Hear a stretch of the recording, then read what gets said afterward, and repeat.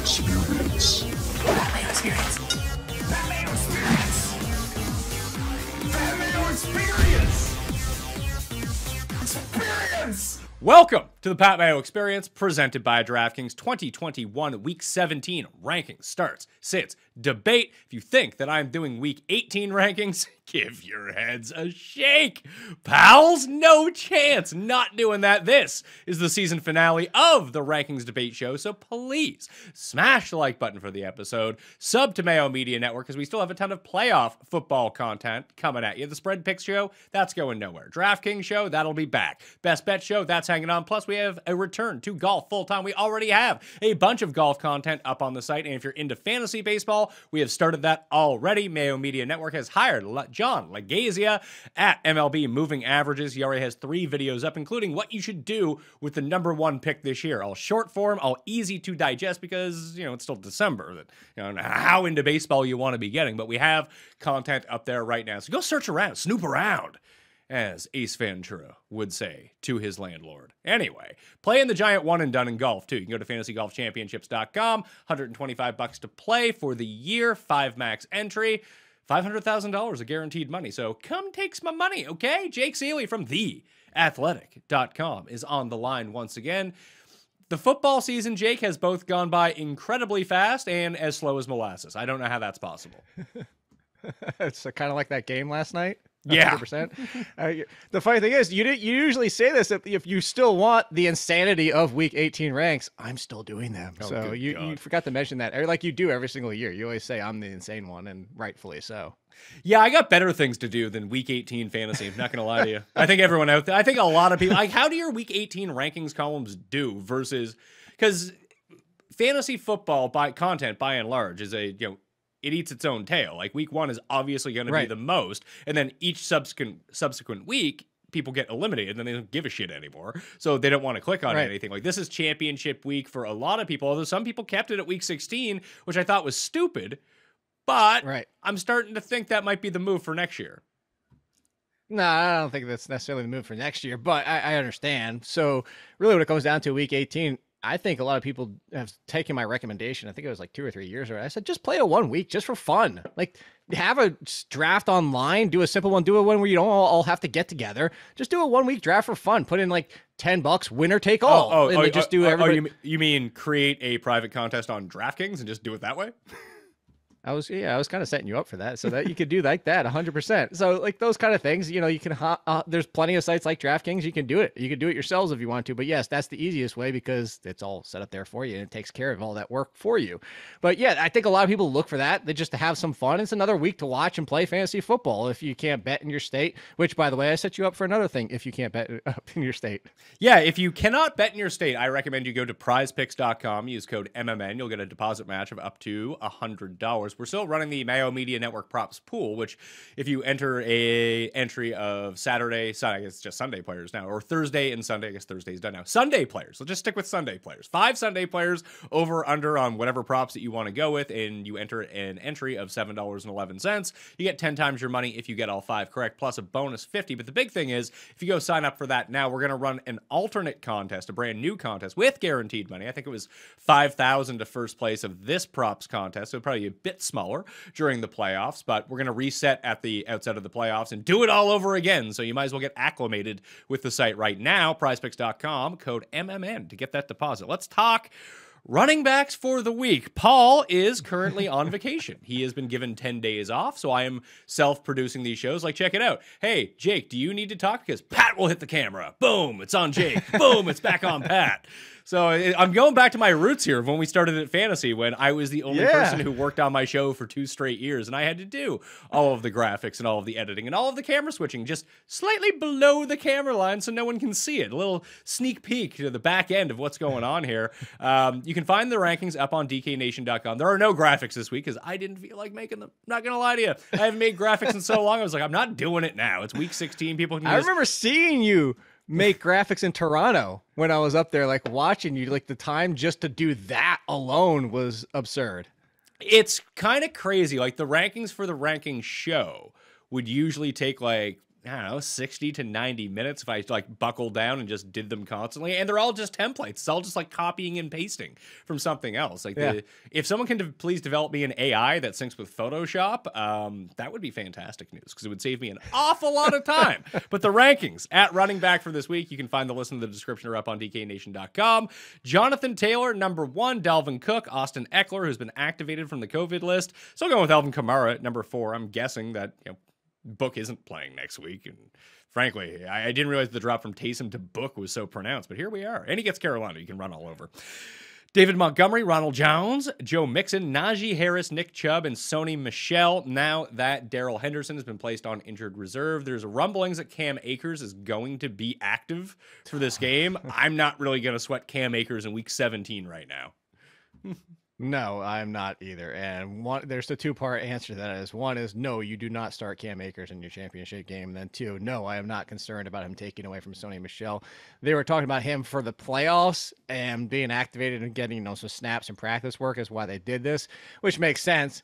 But, the Henderson kind of opens up the concern for people who are like, ooh, maybe he does get set. The only way Akers comes into the conversation is after we do this show on Wednesday, Thursday, Friday, whatever, that we find out Sony Michel has COVID. Then it's like, all right, well, they might have to use Cam Akers. But no, I'm with you.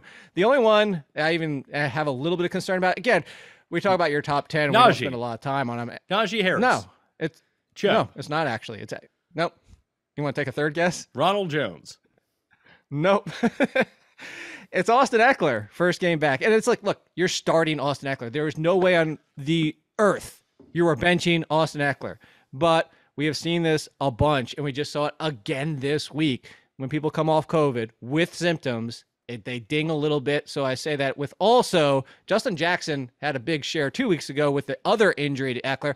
Again, you're not benching Eckler. I'm saying this more of I was looking. I'm trying to find him as I'm talking. Is where you have Justin Jackson at 51. I would have Justin Jackson in the flex conversation because of that. It's more about him than it is Eckler. Okay, so should I drop Eckler from 3 down to, let's say, the Zeke Antonio Gibson tier? I'd still put him above those. It is Austin Eckler. I mean, he scores a touchdown on 12 touches almost with regularity, but I think that he would be more in the Michelle Darrell Williams conversation. Would you would you go Josh Jacobs or Austin Eckler? Jacobs, who is Austin Eckler. Jacobs has been pretty good, man.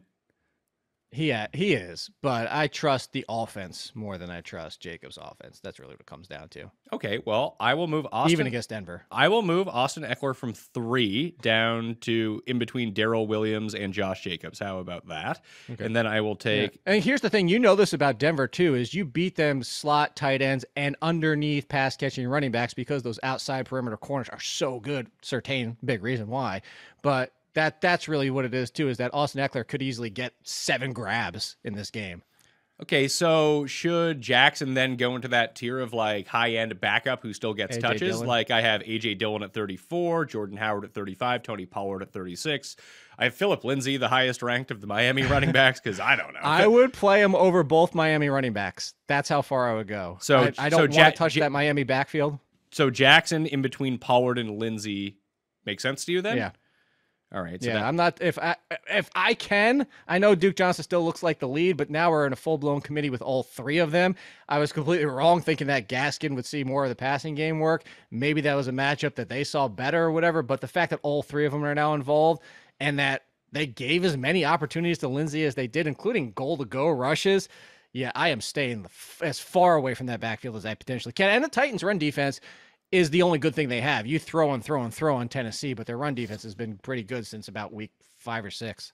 I would actually think their coverage has been really good this year. They give up. It's been getting better. They give up yardage, but they don't give up a ton of scores through the air, weirdly enough. Like a lot of, maybe similar it's just to the Giants. Yeah, very much so. And you can run on them, as we saw last week against San Francisco. I had the most money I had last week was on San Francisco -3. And I had a huge same game parlay that just required them to win that game because I feasted on Julio unders. As soon as they finally dropped Julio unders, I don't care what this number is. It could have been like 10. I'd be like, no, under. So at least I came out of the game break even, but I would have won so much if they had won. And they should have been up 21-0 after 3 drives. It was infuriating. Ah, wow, that is infuriating. Yeah, that should have been completely different. And yeah, I was with you in the Julio. I told you before we did the show, I was hammering everywhere the Ian Book under on rushing, and I had fun on that one. Meanie should have listened to me. And I was like, oh, I dropped down to the 20s. I was like, under, trust me about Ian Book. And yeah, that was fun for me. I didn't care about that game outside of that. Fair enough. I just wanted Miami to win, so our show for the spread pick show this week would be hilarious with the Chargers losing to the Texans, and then the Dolphins actually winning and now are actually in the playoffs. Oh, for Cust? Cust will be very triggered. Oh, I also saw your tweet last night about the fact that Ian Book's first interception, and Cust was so fired up for Ian Book. Oh, because Notre Dame. I had a feeling that was coming. Yes, he said that he made a bet with one of our friends that if Ian Book throws an interception within the first 10 passing attempts that he had in the game, that he would pay out 10-1. Not great, Gus. Not great. Oh, he got it right out of the gate. That was awesome. So Sony Michel is now number 9 above Austin Eckler. Darrell Williams without Clyde Edwards-Helaire is number 10 without Austin Eckler. And Darrell Williams has been awesome since, like, in terms of safety, without Clyde Edwards-Helaire, he has been really good, and I don't think that people noticed. So just play Darrell Williams. Austin Eckler is now number 11. Jacobs, Gibson, Zeke, Elijah Mitchell, Aaron Jones, Cordero Patterson, Saquon Barkley, Javonte Williams, Melvin Gordon is the rest of the top 20. Yeah, I'm playing, well, not playing Barkley behind both Denver running backs. If this is a big if Teddy's back at quarterback, if Drew Lock is back at quarterback, I'm starting Javonte and not Melvin Gordon. Melvin Gordon, by the way, if you're looking for your box score last week, you have to get past all the guys who didn't play because he had negative points. Drew Lock destroys that running game, destroys the offense. He throws way too much. He doesn't make the right. Drew Lock destroys them. If Teddy's at quarterback, I would start both Denver guys against the Chargers. We know this. All you do is you just run on the Chargers. I would start both of them over Barkley. I don't care that he's getting 70, 80, 90% of the workload.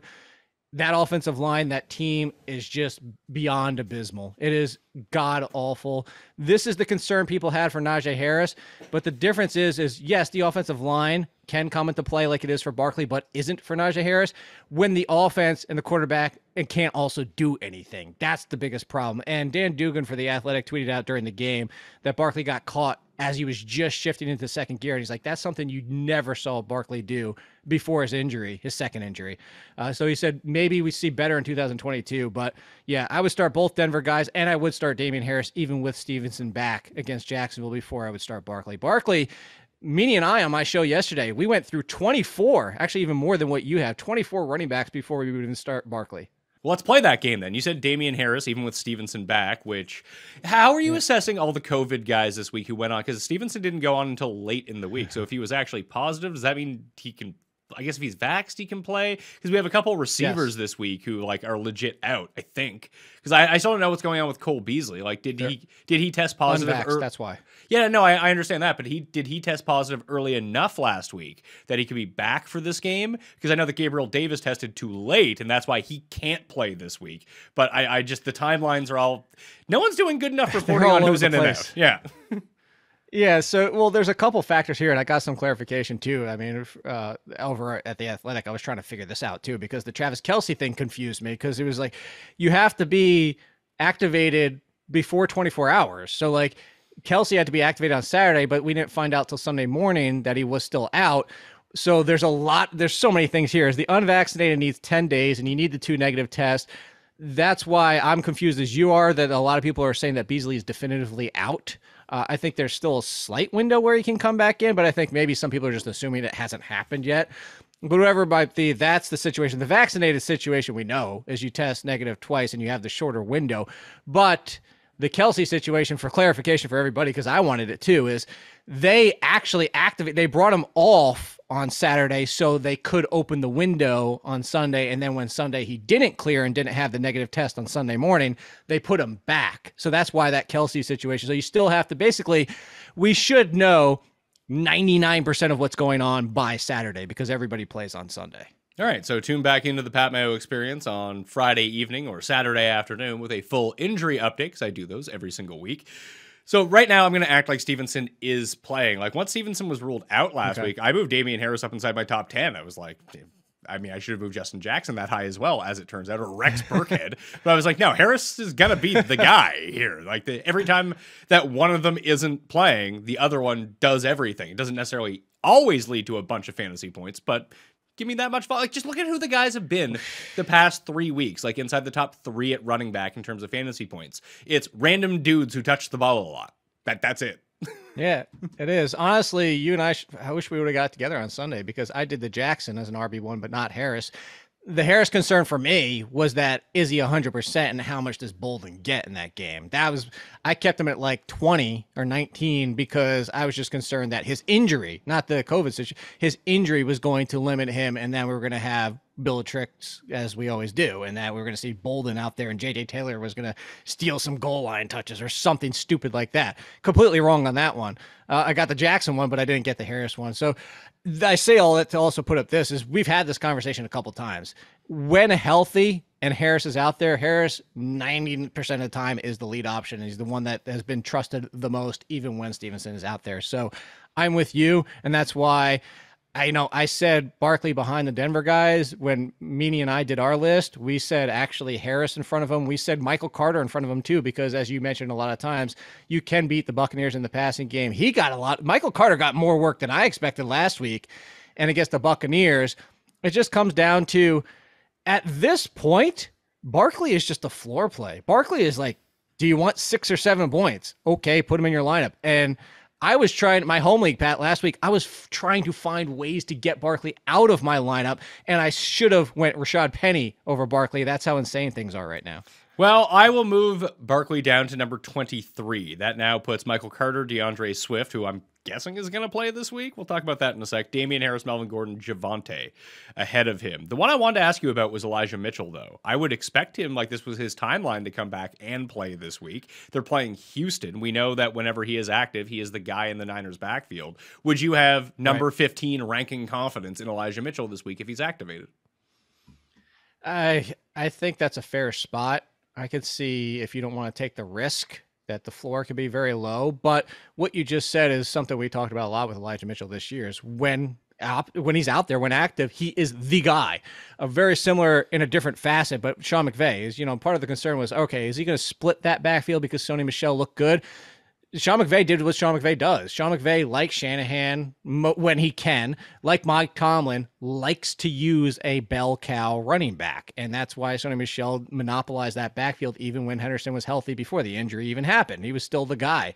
So Elijah Mitchell has been clearly the guy. And I would be with you on this one. But I would say the risk is still, what if Shanahan just got so enamored with Jeff Wilson last week? Like, what if it's just like, oh my God, Jeff Wilson's looked so good, I'm just going to roll with him now. And so that would be the downside of Elijah Mitchell. You could potentially have that happen. So if you want to go safer floor, you don't have to worry about that happening to Aaron Jones, the Denver guys, Damian Harris. I don't even know if you can play. I would slide down Cordell Patterson too. I already made that argument last week. I'm going to make it again. Without that touchdown, his day is miserable because they're using him as a first and second down lead running back only. They're not even using him in the passing game almost at all anymore. So where would you drop down Patterson to? Would you play Barkley or Patterson? You know what? I would actually play Barkley, but I would play Rashad Penny over both of them. Really? Look, Rashad Penny's only, we know health, but outside of when he left the game, when DJ Dallas got his touchdown, even within the game in a tough matchup, when he wasn't in the locker room, he was doing well in that game. You have 2 enormous games. You have a pretty good performance against a tough defense where he got hurt. The hurt is the problem. If we just could take the hurt out of our minds, which I'm not suggesting you do, but if you take it out of your minds, Rashad Penny is doing what we've always wanted Rashad Penny to do, honestly. I mean, let's be honest about him. Like that, I'm serious. Like Rashad Penny, of what he's looked like, you can make a case should be up there by Ezekiel Elliott and Antonio Gibson. I'm not saying to put him that high, but on his pure talent and performance, he's been there. So would you go this week, your fantasy championship on the line, Jake? Would you go Donta Foreman or Rashad Penny? Foreman getting the Miami team. Really? You would go for sure. Penny. You would go Penny. Okay. Yes. Would you go Devin? That's an easy one. Devin Singletary or Penny? Penny. Michael Carter or Penny? Penny. DeAndre Swift, if he's active, or Penny? First game back, Penny. First game back, I'm doing Penny. All right, I refuse to put him in my. I will agree with you to that point because there's no way I'm going. Because that's 21. Yeah, you're not putting. That's it. You're not even asking after that because he's not making your top 20. No, I think that actually does put him in the top 20. Yeah, that makes him number 20 in the rankings now. Okay, but that's it. That's as far as you're going. That's as far as I'm going. What do we do with the Arizona guys? Because it seemed like James Conner was pretty close to playing on Saturday evening, meaning that he should be playing this week, especially because, I mean, the Cardinals are going to be in the playoffs, but they need to get some Mo going in their way. They don't want to enter the playoffs as Hideo Nomo. That would be bad news. They want to be pitching a no-hitter against themselves in the playoffs. They need to get some form of momentum going here. So I would expect James Conner to be back. I have Edmonds at 27 and Connors at 28 against Dallas. You can run on Dallas. That's something you can do. Right. I would have him very similar to what you had him. Actually, before Connor was officially out, I had him very similar to what you have him right now. I expect a little bit more Chase Edmonds, kind of in a game where you think there might be a little bit more passing. James Conner is touchdown reliant, and he had been getting touchdowns plenty to go back before these injuries even happened in the split. When it was split, they were finishing very close. Connor touchdown or bust. You know, he gets you 40, 50 yards. The touchdown puts him in close to RB1. And then Edmonds was the more explosive, more used in the passing game. This week against Dallas, as you just mentioned, if they're both playing, I'd probably have them how you have them. So I don't have much of a disagreement here. Obviously, the James Conner being out, you'd probably where would you put I would put Edmonds over Gibson, but I'd probably stop right around there. Yeah, in between Jacobs and number 13 in the rankings was exactly where I had him penciled in. Let's say Swift doesn't play. Do you want to play any Lions running back? I would play Jamal Williams just because you can run in Seattle. And the weather might be similar to last week. If nothing else, it's going to be cold. But Jake, how can the players play if it's snowing out? Won't they freeze to death? Yes, they will. They're actually right in place. They're like Iceman. They're just going to done. I wouldn't go too high on Jamal, though. I would probably play him behind both Eagles running backs if Jordan Howard's out there. Both Eagles running backs. Okay. Because I currently have he would only be in the 30s. I currently have Boston Scott at number 33 and Jordan Howard at number 35. That feels like Boston Scott gets all the carries, Jordan Howard gets all the touchdowns. That's how that backfield works. That's 100%. Although there was that brief time, it was 2 games in a row. I think it was almost a 50-50, slightly more to Scott. But like you said, it was, so they both scored that one week. But they both had 2 touchdowns in that one game, if I'm not mistaken. And then the very next game, Howard had 2 again. Yeah. Or did they both only score once? No, I think they both scored twice. But they're also the difference between them, and it really shouldn't be this way, but Kyler's running a lot less, is that they still have to split with Hurts when it comes to both yardage and potential touchdowns, whereas Murray's just not running as much now for the Arizona guys. Yeah, Murray's not running at all this year. He's actually, you can look right at it. I tweeted 2 weeks ago. He's over 2 points fewer per game this year, and 90% of that is because of his rushing is gone out the window. And it's not just attempts. His yards per attempt is almost cut in half too. Let's talk about potential fill-ins that you might be able to pick up. David Johnson just went on the COVID list again. I don't think Rex Burkhead's going to score 20-plus points in every single game, but he has now breached his way into the top 30 at number 29. Your boy, the Goon. The Goon coming in at number 30. Is he actually the starter in Jacksonville, or was that just a product of they had no one else? And that it might be, who is this other guy that I ranked that looks like an absolute scrub? Nathan Cottrell. Oh, Cottrell? Yeah. No, I still think he is, because that was... Didn't Cottrell get 1 touch or 2 touches in that game? Or was it snaps? Whatever it might be. It's not like he was inactive. I think Jacksonville might make a move before the end of the week. Reichel Armstead being activated wouldn't concern me much. I'm just happy to see him healthy and actually playing football again. But yeah, I would say Goon should be the guy. And as we've talked about too, is the Patriots defense run-wise isn't that fearsome, especially if you're getting pass catching opportunities, which is what Goon sets up for. So I think that's a fair spot for him. You know what? I would feel safer with the Eagles guys, but for the upside, because of the vault, you just mentioned it. It's the Rex Burkhead. He should be out there 80, 90% of the time. Devonta Freeman at number 31. Kareem Hunt presumably going to come back, but it's Monday Night Football, so you won't even probably know until later in the week. Plus, where is he at this point between COVID and ankle injuries, and he blew out his knee earlier this year, then ended up coming back and didn't look very good. That's just a tough spot to put yourself in. Then it's into the Scott, Dillon, Howard, Pollard, Jackson, Lindsey, Duke Johnson, Jamal Williams, Mark Ingram, Ramondre Stevenson, Jeff Wilson, Keyshawn Vaughn.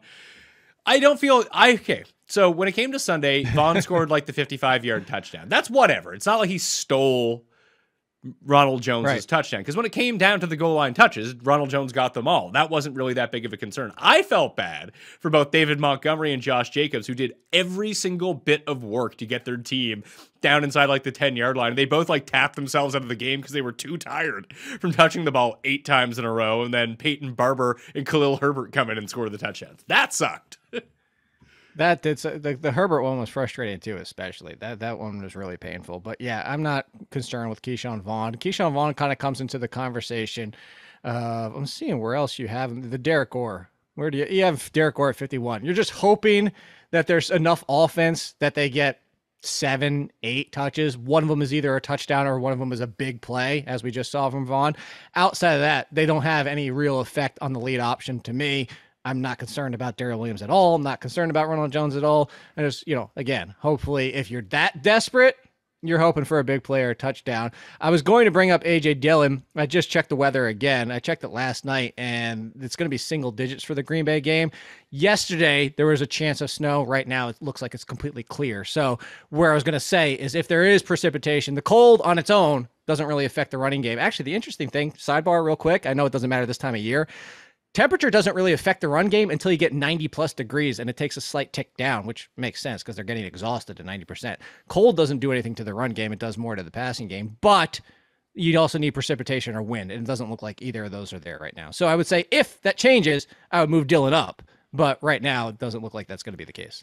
Would you play Derek Gore in this situation, knowing that he's the primary backup to Darrell Williams? And we even watched a game this year where all of a sudden Derek Gore was just in and the lead back for like a quarter and a half stretch. Yeah. Like, would you play him over like a Keyshawn Vaughn or Mark Ingram or Jeff Wilson Jr. this week on the premise that, yeah, he probably scores 0 points, but if things break your way, he might score 20 points, where it feels unlikely for those other guys? Yeah, I think that's the conversation you would have is, do you want that ceiling? Do you need the 0 or ceiling? Then 100% you go with him. And I would say Gore over the Miami backs. Gore, I think I was going to stop right about there because now you're into the Pollard, A.J. Dillon, and their ceiling is very similar, especially if they get a drive or they get a goal line touch versus that. So I'd probably stop right there. Like if you, not saying put him at 38, but all those names from 38 to Gore, I think are in play for the conversation you're having. All right, let's move on to wide receiver. I don't think that when this video initially comes out, I don't think the rankings will be published as of yet. So on the podcast, the audio podcast version of the Pat Mayo Experience, just go to dknation.com in order to find the rankings. I will update the video version and the comment section to find them down there the moment that they are published. Everything's, shockingly enough, that weird week in between Christmas Day and New Year's Day, people not working as hard, Jake. Myself included. Or don't want to work, period. A lot of people, I can't do the podcast this week. I'm sick. Oh, okay, cool. Well, it's funny because there's 2 ways to look at it, because I enjoy doing the show so much that I don't ever really want to take too many off days. But it was nice to have like 3 full, I guess I did 2 full days off. Sunday and Monday, I didn't record at all. I had shows prepped for those days. I did the injury report over the weekend. But now I'm at the point where I'm just sitting at home. Now the kids are back in daycare. I'm just like, I legit have nothing to do. I should really do my shows. I should do my work that will at least help me pass the day. I am so looking forward to the week of the Pro Bowl, if they're even still doing that. That's the first taste of being able to rest that I get. Well, the football season. The issue with me is that the moment, starting next Monday, it's golf full time again. So it's for till the Super Bowl, it's golf and football full time. And then I get a bit of a late week relaxer when it's just golf full time. Oh, so yeah, I've got the different is I got football all the way through there, which I'm still doing because there's a lot of football content we still do all the way through the playoffs until the Super Bowl. I get to reprieve, and then 2 weeks after that, I'm already into base. Well, technically like 1 week, really, because pitchers and catchers report. Well, not this year, so I might get a bigger break this year. Pitchers and catchers might not be reporting before Valentine's Day. And that was the segment of people who talk about fake football for a living complaining about their jobs. How wonderful our jobs are. Only in America/Canada can these be real jobs and complain about them. Wide receiver rankings for the year. Once again, prizepicks.com, code MMN to get yourself into the game. We got some guaranteed prize pools for a competition at the beginning of the NFL playoffs as well. So I highly recommend that you go do that. FantasyGolfChampionships.com for the gigantic race for the Mayo Cup, $500,000 of guaranteed money. So go check that out. And if you ever wanted to get into golf, like this is the time of year to do it. Now you have something to root for. I think it actually breaks down to like $3 a week for that $125 because it's 40 events. So that's what it'll get you. Here are the rankings. Cup, Adams, Jefferson, Debo, Diggs, A.J. Brown, Tyreek Hill, Deontay Johnson, Antonio Brown, Keenan Allen. Looks like Mike Evans is going to be out this week, not only with a knee injury, but he was placed on the COVID list. Brashad Perriman has been activated from the COVID list this week. So don't worry about Cyril Grayson. That's that guy's name, right? Cyril Grayson. Yes, Sideshow Cyril. CeeDee Lamb, Jalen Waddle, T. Higgins, Jamar Chase, Hunter Renfrow, Brendan Cooks, Adam Thielen, Amon-Ra, St. Brown, Marquise Brown, Tyler Lockett, Christian Kirk, DK Metcalf, Russell Gage, Odell Beckham, Terry McLaurin, Michael Pittman, Van Jefferson, Isaiah McKenzie, Darnell Mooney. That McKenzie ranking is assuming that both Beasley and Davis are out this week. So that's the top 30. You got problems? I want to hear them. Yeah, definitely have a problem. Your Adam Thielen is way too high. This is coming not from me. This is coming from Inside Injuries, who Sunday morning actually said they wouldn't even risk Adam Thielen in that game because so there's one thing, I said this on my show too, for everybody out there, the risk of aggravation that comes down to, it's similar to what the conversation we just had about Derek Gore. Do you want the ceiling because somebody like Adam Thielen could get 2 touchdowns before the first half? He might get 2 touchdowns because he plays the entire game. The aggravation is whether or not you want to play that risk. The thing that got me on Inside Injuries, and when they said this, and this is going to carry over to this week, is they said it's not just aggravation with his injury, it's aggravation, and because of what the injury is, it could actually get worse by playing. This is one of those ones that, like, a lot of times you hear that. It's like, they're going to play through it because they can't get worse. Or like the Tony Pollard, he tore the plantar fasciitis, so it's actually better now. This is one where, like, Adam Thielen lower, not just because, yes, the 2 touchdowns are still there, but he exited that game twice in frustration.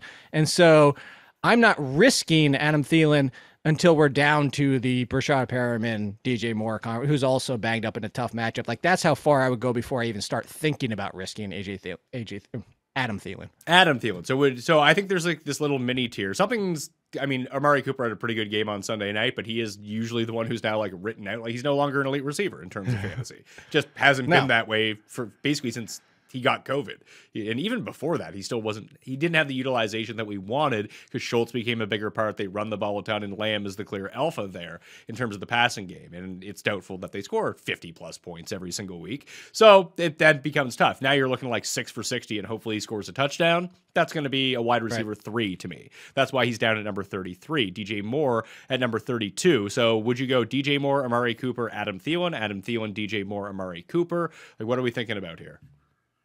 So I would put Adam Thielen basically with KJ Osborne. Is that, is KJ? Do I have KJ too high? No, because I think they're a very similar conversation. Maybe for the people behind him, but Jarvis Landry is the better floor play even against Pittsburgh. So I have no problem with playing Jarvis Landry over both of them. Parker should bounce back. It was a bad matchup, but even so, they moved Parker around in that game. He should have. That's on Tua in that game. It's on Tua, but I think that Brian Flores. It's the same reason like Miami's the most blitz happy team in football, and they were able just to get Ian Book down by rushing 4 guys. Like, I think they looked at the game and were like, you know what? We don't actually have to do anything here. Feinberg even pointed out that they could have just taken the water boy strategy. After they got up 10-0, that if Tua just took a knee on every play, they probably still would have won the game. That's certainly not a bad point. So I think that's what I'm saying. Like, Thielen and Osborne, I think, are in the same conversation with all these wide receivers. If you want to move Osborne down, Bateman comes in the conversation. Like, I would play him over Bateman if it's not, or yeah, I would play him over Bateman if it's not Lamar Jackson, because It's got to be. You saw it in that game. Got to be Lamar this week. It's got to be him. You do. It does, but Huntley doesn't look his way. Huntley looks at two people, Marquise Brown and Mark Andrews. That's it. Josh Johnson, somewhat similar, and with the Rams on, so yeah, Bateman if it's Lamar Jackson. Berrios, I think, is in play as well, although Berrios' touchdown came on a kick return, not receiving. It did, but that also scripted a lot of the Jets receiving game out of that game too for an extended period of time, where they're like, hey, we're just going to run the ball for, and they were effectively running the ball against Jacksonville because it's Jacksonville. And the moment that they started to have to do that 2-minute drill, once Jacksonville took the lead, it was just Berrios City the entire way down the field. Oh, sure. Actually, I saw where you put Osborne in. I would play him once, but I would put him in front of Claypool. Claypool's toe is just, he was behind Ray McCloud the 2 weeks prior in snaps and routes. He moved in front of Ray this past week, barely, and then still had a mediocre game. Claypool hasn't been right since about, week 7 or 8? And even before that, the 2 or 3 games after Juju got hurt, he wasn't putting up what Claypool should have been putting up as the number 2. So I have Claypool at number 44. Should I make him even lower? Like, should he be... Do we think that Nick Foles or Justin Fields is starting this week? I would think they're going back to Justin Fields. If he's okay. Against the Giants. If he's okay. If he's not, and Nick Foles is playing, I would take a shot on Allen Robinson. Oh, 100%. He's back in play. Allen Robinson's back. I would play him over both Giants wide receivers. I would play him... I was trying to think whether or not I would risk Lazard against the Vikings. Is a little bit more. It's a better matchup because of the slot opportunities have done a little bit more damage than the outside wide receivers against the Vikings, although they haven't been great against anybody. But it leans a little bit more Lazard than Valdez-Scantling in this game. But you know what? Where do you have Lazard? I was looking for him. I have Lazard at 55, Valdez-Scantling at number 46. Them. Yeah, that's tough for me. I would flip them and I put Allen Robinson in the middle. Oh, you have Allen Robinson in the middle. I do have Allen Robinson in the middle. I like Valdez-Scantling better from this perspective of if one of them is going to score like 40 points, it's going to be him. Lazard kind of caps out at 20 when he has a good game. Okay. Sure. All right. That's fair. But I don't think you move Claypool down that much, because all the names he's around in your rankings is the names you should be having the conversation with. Yes. Because you have Jacoby Myers, floor. You have Marvin Jones in a bad matchup who finally showed back up for the first time in forever. You have Josh Palmer with no Mike Williams in a bad matchup against Surtain in those outside corners. So he's in the conversation where that 44 is a good spot for him. Now, this also assumes that both Mike Williams and Jalen Guyton are going to be Mike Williams is unvaxxed, so he's out. So he's out. Guyton, we don't know? I think that's the thing. Is like the Guyton one is the one that I'll see. This, like you said at the beginning, the reporting is just so inconsistent in all the... by the way, Allen Robinson, while I'm pulling this up, has just reported that he lost 10 pounds while he had COVID. Oh, shit. That's not good. Yeah. Well, I think that's why we're seeing a lot of these guys who did get COVID coming back. Guyton scored in 3, blah, blah, blah. See, that's the thing. They don't even... The reporting on Jalen Guyton wasn't whether or not he was vaccinated. I would assume he is, because it seems like they report if you're unvaccinated more than they do if you are. Like, they don't say he's vaccinated and on COVID. It seems to be like he's on COVID and, oh, by the way, he's unvaccinated, so you have to wait 10 days. As we found out, it's not a HIPAA violation if it affects gambling in fantasy football. Then it's completely off the board. They can report what they want. So here's what I have at wide receiver in terms of like the injury list that I'm compiled, and I will continue to update this in the Mayo Media newsletter. So if you need sort of a cheat sheet of who's in and who's out, or at least the expectation of what they're going to be each and every day, I update it every day. So if you subscribe to the newsletter, you'll get the email, or you can just bookmark the post. I'll have that down in the description. Right now I have Mike Williams, Cole Beasley, Mike Evans, and Gabriel Davis is likely out for this game. Chenault, Valdez-Scantling, Perriman, Allen Robinson, Brendan Cooks is likely in for this game. And then you have a whole bunch of guys where I just legit don't know. Josh Reynolds, Jalen Guyton, Julio Jones, Nick Westbrook-Ikena. I got the answer on Guyton. What's the answer on Guyton? So he apparently was, because there was a chance he could be... there was a chance he was going to be activated for week 16. So that would mean there's no way he had been unvaxxed and still had that opportunity. So he has to be vaccinated. So Guyton could be back this week. All right. I will switch him to likely in the injury cheat sheet. Also, yeah, Aguilar, but he's dealing with a concussion. More COVID guys, Deontay Harris, Albert Wilson, and Tajay Sharp. Not quite sure what's going on with them. And then just general injuries, Curtis Samuel, Devin Duvalier, Pro Bowler, Devin Duvalier, Jamison Crowder has a calf injury. Rondell Moore has his ankle injury. Not that you wanted to play any of those guys anyway, but maybe Crowder. Did you ever watch How I Met Your Mother? Yes. General injuries. Yeah, there we are. There we are, Jake. For the 1% of people that knew the reference that I just made. Crowder would affect Berrios if he comes back. So if Guyton plays, does one of Guyton or Palmer end up playing the slot then? Or is that just going to be Keenan Allen? It's probably still Keenan Allen, which is the appeal here. So I would almost say that Palmer and Guyton would be in the similar range. I mean, you have the Giants guys in this range. I wouldn't move Palmer down that much because I like Palmer's talent more than Guyton, but we haven't seen a clear situation here because both of them have spent time in the slot. But I would assume that even at 2Y, you see Keenan Allen kind of playing his big slot role. So it's a little bit more concerning when all three are out there. I would assume all three means Guyton and Palmer on the outside, on the perimeter, and that Keenan Allen's in his big slot role. So I wouldn't really worry about Keenan Allen, and I really wouldn't worry about Palmer going up or down. I think just Guyton would come into that conversation of wide receivers. All right, let's move to the tight end rankings this week. And like I said, I only have the running backs and wide receivers done so we could debate them. I feel like these other positions that we can really kind of dig in to defenses because that could be, I feel like who you're starting at tight end already, unless you're just in a complete pickle and that's going to be the end of you. Do you think that Darren Waller plays this week? The sound of it sounds like I saw something earlier today where they're trying to get him back on the practice field, but I don't know, man. It's just every single week it's been like we hope to, and he doesn't even practice. I'm typing it in right now because I saw something. I wish I would have remembered what I know. I remember they said they were hopeful that he would practice on Wednesday. That didn't sound super promising. Oh, yeah, hopeful on Wednesday. Yeah, no, I'm gonna lean towards no then. Do we think that Pat Freiermuth is going to be able to pass concussion protocol?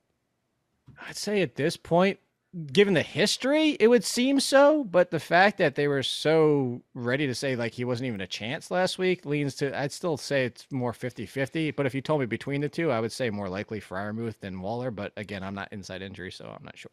So I'm going to keep Freiermuth out of the rankings. I'm going to keep Waller out of the rankings right now. It was Freiermuth second within a month. I think that was one of the big reasons why he wasn't activated. Why. So that's tough. So I think that you have your must four that you're most definitely going to start. Andrews, Kelsey, Kittle, and Rob Gronkowski. Kelsey going to be back for this game. But he did nothing last week, Pat. Yeah, well, you got to sit him then. You got to play Brevin Jordan instead. I was waiting to see who you were pulling up there. I thought you were going to go with Josiah DeQuera. Maybe with Ricky. It's not even going to be Ricky Seals-Jones anymore. It's going to be John Bates apparently, and great news. Hey, so, everybody scores touchdowns tight end wise. Even Evan Ingram did last week. Yeah, it's kind of crazy, isn't it? Yep. So I think that Andrews, Kelsey, Kittle, and Gronk are the main four. Who are like the next? If you have them on your team, you're most definitely going to play them, whether they're good or not. Like Pitts, Goddard, Knox, Gesicki, Ertz, like those five. I don't even think Gesicki's a definitive, but I think you kind of have to at this point, and I think you kind of have to Hunter Henry at this point too. Actually, you know what? Who else? I know he hasn't been, if you have him, you definitively play him, but I think the recency of his usage and the fact that he's facing the Lions, I think you have to play Gerald Everett if you picked him up. Would you play Gerald Everett or Dalton Schultz this week? I'd play Schultz. I think I'd go Everett. Arizona. Schultz gets left out a decent amount, and Arizona has been like New England this year. They've been very dominant against tight ends. I'm not going to argue to it. If you want to go Schultz, I'm fine. I just think they're very close in the rankings this week, and that's something we wouldn't have even thought about halfway through the season. All right, so as we put these together, Andrews, Kelsey, Kittle, Gronk, Pitts, Goddard, Knox, Ertz, Gesicki, Henry, Schultz, Everett. Those are probably your top 12, top 13? Sounds good to me, yeah. I'm trying to think if there's anybody else in there. Well, the rest really of the kind of it. Yeah, the rest of the guys after that are the absolute crapshoot guys like Conklin, Moreau, Higbee, Kmet, Fant, John Bates, James O'Shaughnessy, Evan Ingram, Austin Hooper, Brevin Jordan, who I actually you said Fant, but Okue Bunam, I actually know how to say it. Okue Bunam has actually done a little bit more than Fant has since he came back. So I won't even put Fant in that conversation. I'd actually roll out. Did you say Kmet? Kmet against the Giants? I had Kmet up there. I actually wasn't joking about Brevin Jordan, by the way. He's actually pretty good. Oh, he's definitely pretty good. That's rookie talent that they drafted. It's just we know this is rookies. This is why it takes so long. Also, is that they very rarely show up. I'm trying to click between the two. Is like looking at the schedule and trying to look at like the ranks from last week at the same time. You joked about it, but I'm going to go back to it. I know I said, look, Evan Ingram scored a touchdown against the Eagles. Bates, if he's the guy, is in play if you're desperate. I'm just going to chase a touchdown potential at tight end, and against the Eagles, I would go that route. Would you go John Bates over like Tyler Conklin or Cole Kmet? If I need ceiling. Those are safer. They're going to be involved. Bates could easily just be left out. I mean, they're also talking about the fact that Heineke's still going to start, but Kyle Allen will be involved. So now we have another Steve Spurrier / Matt Rule, what he's doing with the Panthers. If everybody remembers Spurrier back in the day, you're going to get a quarterback rotation out there, and who the hell knows from drive to drive. Allen, you might think leans a little bit more, but nah, like that's shit. Touchdown or 0. You go back, hit your conversation about Derek Gore. Do you want 12 and a 0 potentially, or do you want to guarantee yourself you're going to get 6, but you're probably not going to get more than 8? Then it's the Kmet option. Without Mike Williams, should we consider Jared Cook, who, by the way, 2 weeks ago had yes, but I was skipping past him. Did you see 2 weeks ago when he had the most Jared Cook play of all time on Thursday night? Are you talking about the one that they dropped? Yeah. Yeah, of course, because there's nothing else. As long as we've known each other, Pat, and as long as we've been doing shows together, the one thing we've definitively never disagreed on and have always been lockstep in is the hatred and the laughter of the people that try to trust and use Jared Cook. I didn't want to say his name, but yes, he is in play, and he's in play over Bates. He's in play over Kmet. I'd say over. I was gonna say over Conklin. Kmet, Kmet's got the floor. Kmet's facing the Giants. Kmet's got the floor. Even if no matter who the quarterback is, Kmet has the floor. Okay, so I will go Kmet after. Although Jimmy Graham stole his touchdown last week. Jimmy! Everett, Kmet, Cook, Brevin Jordan, Tyler Conklin is how I will go with this. And then the only... Where's Foster Moreau? Foster Moreau I have behind Tyler Higbee. He just hasn't done it. No, that's a fair spot. He's still involved a lot. And Indy's a decent matchup. Not the best. What about Uzma here? Or Uzama? Would you have him up there? Or is he just like... Wait, would you play Austin Hooper or CJ Uzma? I play Uzma just because there's 18 tight ends now healthy again for the Browns, and they use all of them. Bates or Uzma? Bates. All right. If he's the guy. Well, if that's split, it could still be Ricky Seals-Jones. All right, so then I think that's good enough. We're past number 20 at tight end. I feel like we filled this out properly. If you're in the championship game, you're probably There's two things, Pat. Either you had a tight end and you don't even need this breakdown, or the second part is your team is so damn good that it didn't even matter who your streamer was, and you don't really care that much. Agreed. So the tight end rankings, I've now auto-populated those into the rankings list. Let's talk about quarterbacks, because, again, I feel like this is a situation where you know who you're going to start unless you don't. So who are the must-starts this week? Like if you have... Thanks for that explanation. Yeah, but I mean, it's like if you have Justin Herbert, like if you have Herbert or... I don't know, Matt Ryan. Like, you're starting Herbert. There's no discussion there. A guy called... Sure. We had a friend call us last week, 4 minutes before the game started. He's like, do I start Josh Allen or Matt Ryan? I was like, how is that even a discussion that you're having with yourself? He's like, man, I root for the Patriots, so I don't want to root for Josh Allen. I was like, you have no effect on this. Just play Josh Allen, you moron. Just so you know, yes, what you're doing at home has never worked and never will work as much as you want it to happen. The funny thing is that Justin Herbert would have been a good bench call versus a lot of people, but nobody, you're still not, even coming off of that game, you're still not benching Justin Herbert. You're not benching Tom Brady. In fairness, I think that Herbert, when I looked at it, he scored like 22 and a half DraftKings points. Like, he didn't have a bad game. Did he? Yeah. Did he get that high? Yeah. Oh. I didn't think he got that high. No, wow. like he had like his worst game ever, and he still scored over 20 fantasy points. It was actually Tua's worst game ever, too, by the way. Bad matchup aside, but it was also his worst game of the season. It was a bad. I don't think it was so much of a bad matchup as that they knew they didn't have to do anything. It was like, hey, let's just not turn the ball over, and we are good. Well, sure, and as you mentioned before, they didn't ask him to pass a whole lot. They didn't even look at Devontae Parker. So, but That's the conversation you would be having. To the thing that you said that I laughed at. You either know who you're starting or you don't. Well, thanks, Pat. We know that. But I do think that people get into this problem. Like I have watched people melt down in a fantasy championship trying to make like the real galaxy brain play here. It's like, well, if Buffalo is up by 48 at halftime against Atlanta, maybe Josh Allen comes out of the game, so I should start Derek Carr against Indy. It's like, what are you talking about? Like, I know it sounds like such a rudimentary and basic. Do you know what I mean, though? I was exactly, because you're going to get, well, what if Dak repeats last week and he's benched at halftime because, they're up by 35? Well, how did they get up to 35? Remember? It involves the quarterback. So I think you go Allen, Mahomes, Hurts as 1, 2, 3. I would go Herbert at number 4, to be perfectly honest. I'll go Rodgers over both of them. But what if it's too cold and he freezes to death? I will say the toe in cold, ooh, ugh. And the fact that he got kicked in the side of the foot and you saw him limping after that, he gets kicked or stepped on that foot in that cold. Oh my God, you know how bad that hurts. But I would still play Rodgers over Hurts and Herbert. I wouldn't. I'm going to go Allen, Mahomes, Hurts, Herbert. I do worry that like Minnesota, I don't want to say they have Rodgers' number, but he just rarely has the big ceiling game against Minnesota. That is true. Minnesota tends to play Green Bay very tight. And you know what? We've brought this conversation up before. It's kind of like Tampa Bay and the Saints. Or, not Tampa Bay, Tom Brady and the Saints. And just in general, it's just, that kind of thing. So, you know what? You convinced me. I'll go with Herbert and Hurts over Aaron Rodgers. Should Brady be number 1 because he's playing the Jets? Well, I mean, honestly, you could say should Matthew Stafford be number 1 because he's facing nobody in the secondary, the secondary that doesn't exist. Yeah, but Brady just looks, outside of playing the Saints, he looks good every week, where Stafford doesn't. Like Stafford has these. You watch Stafford, he has ceiling plays, and then he makes like the biggest bonehead decision of all time. Like Brady, that really doesn't happen to him.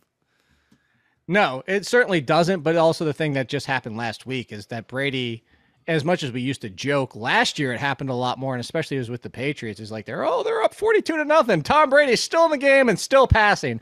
Hasn't been as much this year, and that last week is the proof. Sometimes it just be, and I know he was out without Mike Evans, but still doesn't seem like they're getting Mike Evans back. No, they'll get Perriman back, and I feel like that's going to help them. I still don't know if that's enough. I would go Stafford before I go Brady, but this is again the Allen, Mahomes, Stafford, Hurts, Brady, Herbert, Rodgers, like they're your quarterback. Dak Prescott, Kyler Murray, as much as Kyler is not running anymore, you're still starting Kyler Murray. All right, well, I'm going to go Brady at number 5. Allen, Mahomes, Hurts, Okay. Herbert, Brady, Kyler. Kyler over Rodgers and Stafford and Burrow and Lamar? No. I would go Rodgers, Stafford, Kyler. Rodgers, Stafford, Kyler. Okay. Would you play Burrow over any of those guys? Because I'd be thinking about it in this game. So here's the issue with Burrow is that before last week, and I've already said this, is sidebar before I even say this. Kudos to our friend Joe Holka. One of the coolest proposals ever, by the way, if anybody hasn't seen it at the Vikings game. Kudos, he's engaged. I do his DFS show. I'm going to have the biggest, and I curse on your show occasionally, I'm going to have the biggest shit any grin on Thursday for the people that told me I was crazy to ever call Joe Burrow a lock in DFS. Yes, I am going to, but I'm setting that up to say this. The games before that, the schedule was still concerning. As in seasonal, I had still recommended Joe Burrow as a sell high around week 9 or 10 because of the schedule. He had one good game with 2 single-digit scores. And I'm saying all to say is the Kansas City Chiefs defense has been playing much better in the second half of the season. I'm not benching Joe Burrow, but I would go Dak before Burrow and Fields. So what does that put Burrow at like 10? I want to go Fields. 1, 2, 3, 4, 5, 6, 7, 8, 9 we have in the rankings right now. Would you play a returning Lamar Jackson if he goes, or would you play Joe Burrow? I would play Joe Burrow for safety, even though I said he had the 2 single-digit scores. It's still, this isn't as concerning as some of the matchups, only because I don't know if Lamar Jackson's running. And if you take away Lamar Jackson's running and you only give him his passing game numbers, they're not good. We know that. They're not good. He's throwing for 1 touchdown, 1 touchdown, 1 touchdown. He's not even throwing for that many yards. As much as the passing game has been better, He's still not passing enough to say Lamar Jackson without the rushing upside. That's basically what Russell Wilson's turned into this year. Russell Wilson doesn't run anymore. Dak Prescott doesn't run anymore. Kyler Murray barely runs. So I still go Burrow. I feel when I go through the names again, I feel like he's at 10. Go through the names again. I feel like we're missing somebody. Allen, Mahomes, Hurts, Herbert, Brady, Rodgers, Stafford, Murray, Dak, Burrow. 1, 2, 3, 4, 5. 1, 2, 3, 4, 5. That's 10. That's exactly 10. So he's at 10. That's what I'm saying. He's at 10. Burrow's at 10. So here is why I preface this with play your guys, because someone's going to want a galaxy brain out there. Where does Trey Lance go? Yeah. If Jimmy G doesn't Trey play? Lance comes. Now he's right. No, he's not playing. Jimmy G's not playing. All right. So Trey Lance is right here. That's exactly. We're on exactly the same page. These would be the 10 guys that I would play over Trey Lance. That's it. Yep. And Trey Lance, I would play over Taysom Hill. I don't even care. I don't trust Sean Payton not to galaxy brain himself and not say like, well, let's see what Ian Book has, even though he looked miserable. Let's see what he has for next year. And maybe Taysom Hill is going back to the way that he played with Drew Brees for half of the game. And like, don't trust that situation. Kirk, fine, but I don't like in Green Bay as much as the upside. Look, Trey Lance, we know, is going to run at least 10 times. Like that's the floor right there. So 10 times, you're talking about 70 yards probably is a floor just in the rushing game. Russell Wilson is getting Detroit, which should be fine, but even his passing game alone, he finally found DK Metcalf, but that came at the expense of Lockett, and granted, there was snow, so that affects that game. But yeah, all these conversations, Trey Lance 11 for me. I'm with you. Could you make a case that you should play Trey Lance over Burrow, Dak, Kyler, and Stafford? No, I'm not going that far. I mean, you could make an argument for it, the Joe Burrow one against Kansas City, because if he goes back to what he looked like some of the games before that, again, not all of them were terrifying matchups. The one good game he had was, I think, was it the Chargers? I don't remember. But with Burrow, if you want to sit there and make an argument because you're going for ceiling, sure, but we just saw Joe Burrow has a ceiling too, and if that Kansas City Chiefs game turns out to a shootout, there's always that potential. I'm not going that far. And you want to make that argument, there's no way those 10 are benching. They're not going on my bench for Trey Lance. I could see making that decision if you really wanted to shoot for the ultimate upside, but you have to know that it comes with the downside at the same time. You could almost make the case like, oh yeah, Kyler's been, not great, but he's not running at the same rate that Trey Lance is going to run. So at least I know that the floor is there. I'm with you. I'm going to keep him at number 11. So at Lance at number 11, then I go, you know what? What? I would make the over Murray argument more than the over Burrow argument, because you just said it is Kyler Murray, as I keep saying, is not running. And then they're facing the Dallas secondary, which used to be at the beginning of the year, we used to joke about it and said, just throw it Diggs because you're getting a touchdown either way. It's because he was intercepting it for a return one, or he was giving up the big play touchdown because he was so aggressive. It's not that way anymore. The secondary is now of like, we're shutting people down. And if you're seeing what's going on with Kirk and AJ Green and all the rest, and they don't even have Rondale Moore, I could see that argument more than the Burrow argument. I could see that with what you just said. Well, could you take the Dak argument as well, knowing that, the coverage for Arizona is still pretty good. The pass rush is like non-existent at this point, but they are a sieve in terms of their run defense. Like Dallas might just run the ball 50 times in this game. Well, so you just brought up another interesting thing, and you just kind of lit the bulb in my mind. I saw this over the weekend. Somebody tweeted out that the reason defenses are having more success on Dak too is because they're not rushing him, is that Dak is better under pressure than when you give him too much time, which is interesting because you don't normally see that. So as you just said, if Arizona doesn't have the pass rush and they let him sit back there, but they're sitting back with their great coverage, okay, now you're making another argument too. I'm still going Dak. I'm still going Burrow. Still going Kyler.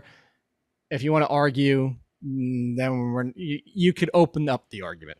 Okay, so 11, Trey Lance. That's where I'll keep him for the moment before I put him at number 1 on Saturday when I've really talked myself into him. Then I goes Lamar, Russell Wilson, Justin Fields, Taysom Hill, Carson Wentz.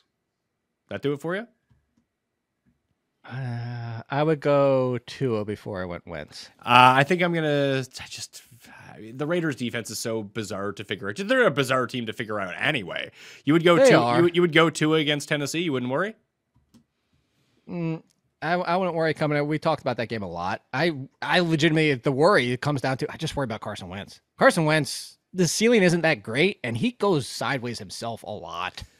And as you mentioned, the Raiders really come down to what secondary shows up. That secondary some weeks looks like one of the better units in the league. And then some weeks it's like they cannot stop anybody. And the one good thing about it that I'll say for their side of it is because of their secondary, they only have to concern themselves with Michael Pittman. So I would go Tua before Wentz. Okay. So I'll put Tua after I Hill. go Fields before Wentz. Did you say Fields? Yeah, I had Lamar, Wilson, Fields, Taysom, Tua, Carson Wentz. Then I'll go Kirk Cousins, Mac Jones, Davis Mills. And I think then one of those guys is available for you to play. Yeah, I'd have Kirk Cousins a little bit higher, but not maybe over Tua. But I don't care. It's Kirk Cousins and Tua. Okay. Hopefully you don't have that decision. Yeah, let's pray to God you don't have that decision. Defenses. This is where it can be won or can be lost, Jake.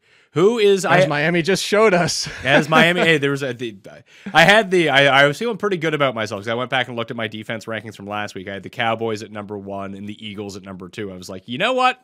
Good enough. I figured out the number 1 and 2 defenses. Then Miami came along and blew them out of the water. Still, where'd you have Miami? Did you have Miami pretty high? I had inside the top 10. I don't think that they were inside the top 5. I mean, if you're getting them inside the top 10 and you're getting the top 2, well, 2 out of the top 3, it's defense. You did a bang-up job, dude. Let's see. I can tell you right now. I can just go click over to defense. I had the Dolphins at number 7 in the rankings, behind the Rams. I had the Chargers at number 5, though, so that was not a good call. Well, yeah. Hey, there was people out there in Survivor that made it all the way to week 16 and not taking home their Survivor pool, betting on the Chargers. Like, who thought that was happening? It's the flippin' Texans who thought that was happening. That's true. So, Patriots against Jacksonville, is that the best defense? Yeah. I was thinking, I was looking at the Buccaneers against the Jets, but the Patriots defense. Yes, Patriots against Jacksonville. Yes. Would that make the Bucks number 2? I would put the Bucks too. Yeah. I think Bills 3 against Matt Ryan.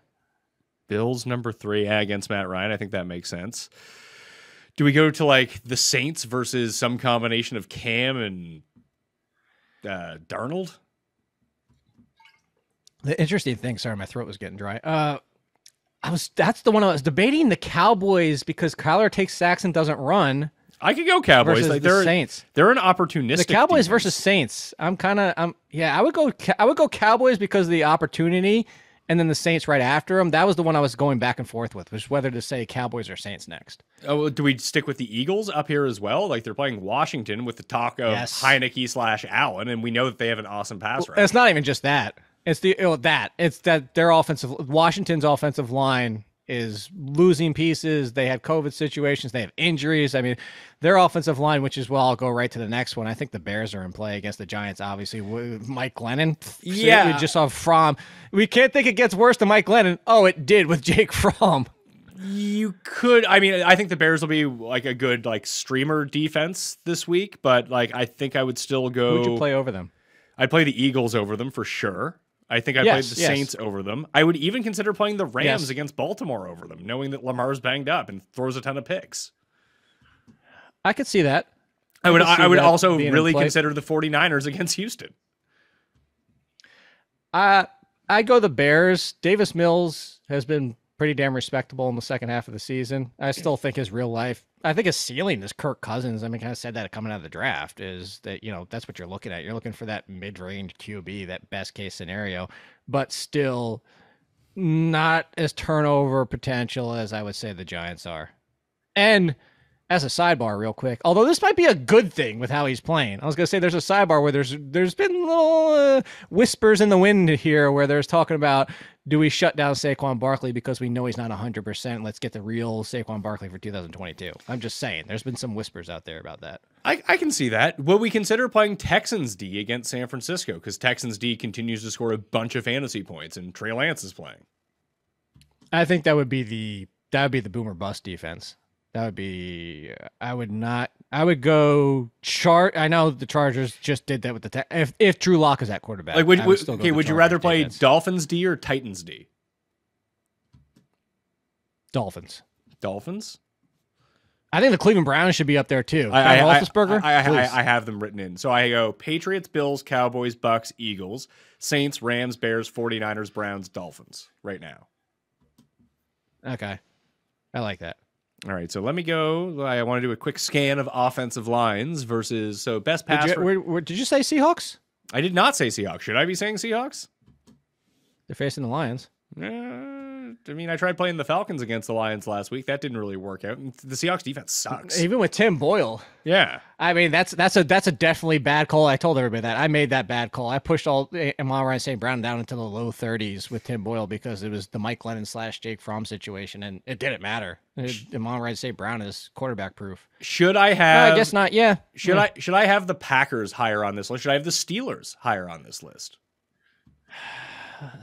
Steelers, yes, just because Baker takes plenty of sacks and has plenty of turnovers himself because he's still playing broken as this team tries to force their way into the playoffs. Like the Packers, strangely, since like they got their guys back on defense, like they had like the worst pass rush in the league through like 4 games. They're per PFF, they have the second best pass rush in football over the course of 16 weeks, and they're playing Kirk Cousins and a bad offensive line.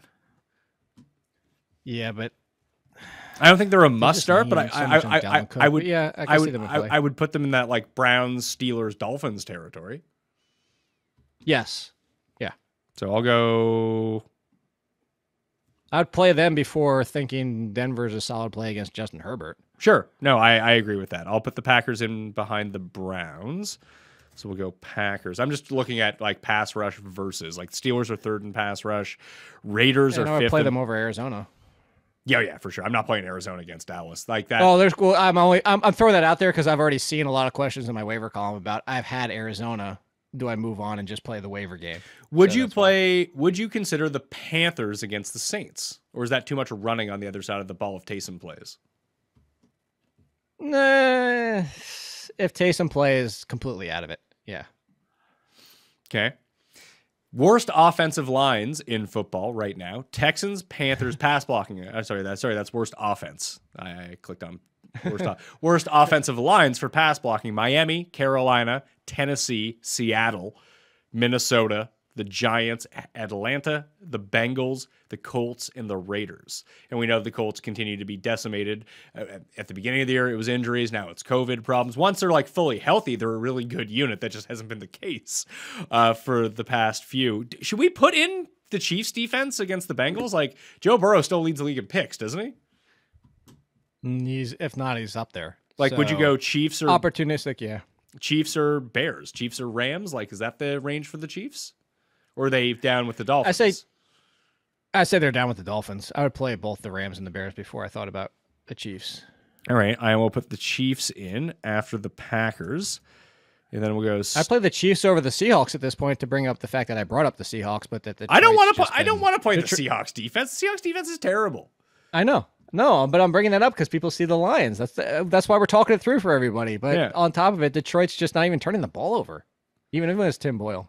If Drew Lock is playing, I still think you can play the Chargers because Joey Bosa should be back this week as well. So I think that should do it. Let's see.